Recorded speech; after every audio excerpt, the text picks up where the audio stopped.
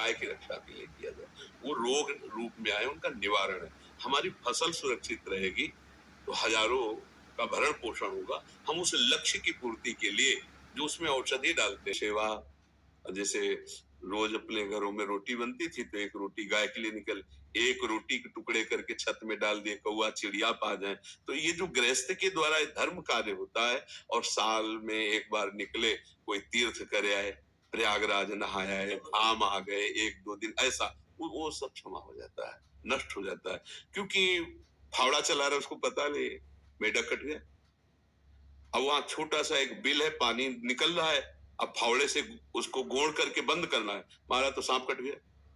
हल चल रहा है, सैकड़ों हजारों जीव मर रहे हैं, दीमक दीमक वो सब।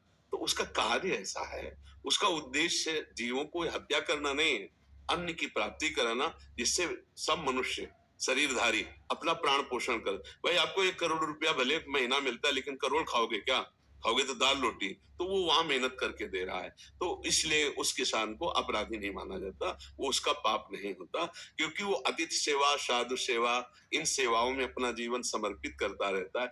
और ये तो है, चाहे जैसा आदमी, हमने तो देखा, यहाँ भी देखा, जो यहाँ के पंडाजन जिन्हें कहते हैं, 10-20 रुपए में आपको 4-5 जगह दर्शन कराएंगे जाके, 10-20 रुपए। और जब हम उनके दरवाजे जाते थे भिक्षा मांगने ना, राधे श्याम, तो रुको बाबा, घी की चुपड़ी रोटी ला के देते थे, ये ले। 20 रुपया 25 रुपया, हम खुद इतनी मेहनत कर रहे हैं, और ऐसे हमारे जैसे 50 संत उनके दरवाजे पर जाते और उनका वो। तो जैसे किसान है, गांव में कोई भूखा आ जाए, कोई संत आ जाए, तो गांव के से होते कि आप आए हो तो हमारे छुपा के, उसके ऐसे पाप क्षय हो जाते हैं। जो हम लक्ष्य नहीं कर, देखो लक्ष्य करके ऐसे चींटी को मारे तो हत्या हो गई। अब अचानक पैर के नीचे कहीं दब जाती है, अब वो इतनी छोटी तो हत्या तो हो ही रही है।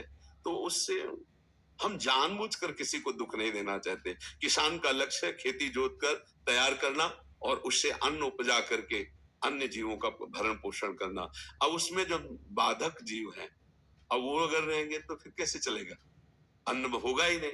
तो उसका जो पाप मानो कि मानो कुछ ऐसा बनता भी है, तो अतिथि सेवा और अन्य पशु पक्षियों की सेवा, साधु सेवा, और साल में 1-2 बार तीर्थ याटन, कुछ उपवास आदि,